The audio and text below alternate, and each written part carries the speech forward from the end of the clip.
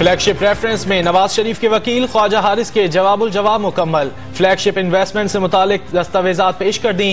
Case का फैसला आज महफूज होने का इम्कान।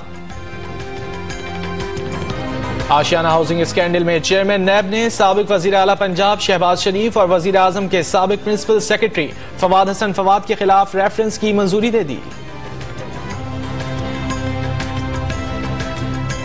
मरियम औरंगजेब ने साद रफीक के प्रोडक्शन ऑर्डर जारी न होना और हनीफ अब्बासी की बेटी का मामला सियासी इंतकाम करार दे दिया।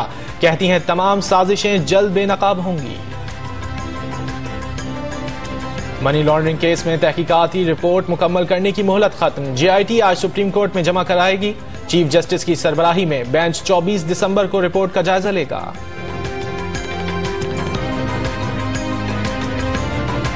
चमन के बगरा रोड पर धमाका, कबायली रहनुमा मुहाफिज समेत जख्मी हो गए। सिक्योरिटी फोर्सेज ने इलाके को घेरे में लेकर तहकीकात शुरू कर दी। लक्की मरवत में फैक्ट्री जाने वाले मजदूर अफराद ने फायरिंग कर दी। 2 अफराद जाँ बहक और 1 जख्मी हो गया। इलाके में खौफ व हिरास फैल गया। शेखुपुरा में मंगनी टूटने पर खातून ने साबिक मंगेतर के 2 बच्चों की जान ले ली।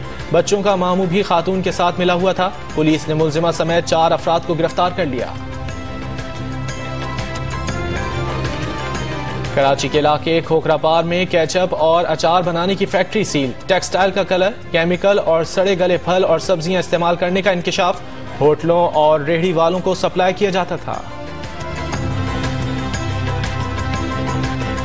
फारूक सत्तार का कराची में खाली कराई गई मार्केटें तजावुजात न होने का दावा। कहते हैं कि KMC सिंध हुकूमत और वफाक के पास कोई प्लान नहीं। वजीर आजम पर शहर को नजरअंदाज करने का इल्जाम।